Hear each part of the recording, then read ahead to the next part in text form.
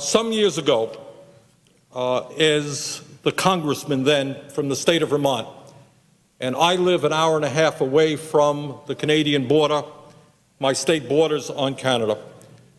Some years ago, I put together what in fact turned out to be the very first bus trip to take constituents over the Canadian border to buy lower-cost prescription drugs.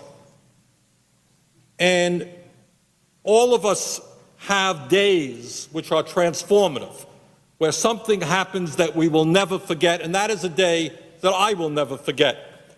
On that day, we took a busload of Vermonters, mostly women, many of the women struggling with breast cancer.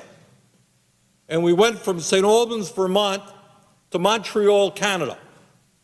And I will never forget the look on the faces of those women who were struggling for their lives when they bought breast cancer medicine at 10% of the cost that they were paying in the state of Vermont. The drug was tamoxifen, a widely prescribed drug for those people who were struggling with breast cancer. These women walked in fighting for their lives, many of whom did not have a lot of money.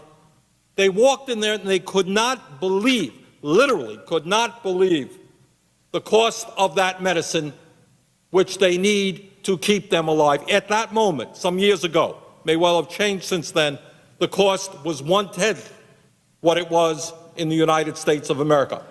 The question is a very simple question.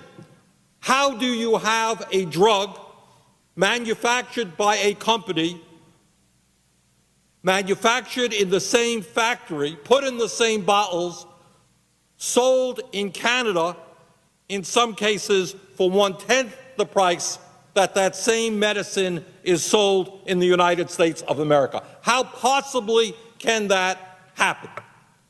Now, as it occurs, I am not a great fan of unfettered free trade. I have very serious concerns about what our trade policy is doing in terms of throwing American workers out on the street, moving plants to China or the low-wage countries.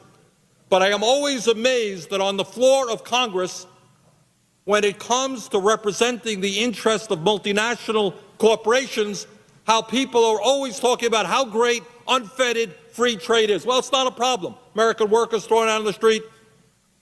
Companies in China pay people 30 cents an hour. That's okay. That's part of globalization.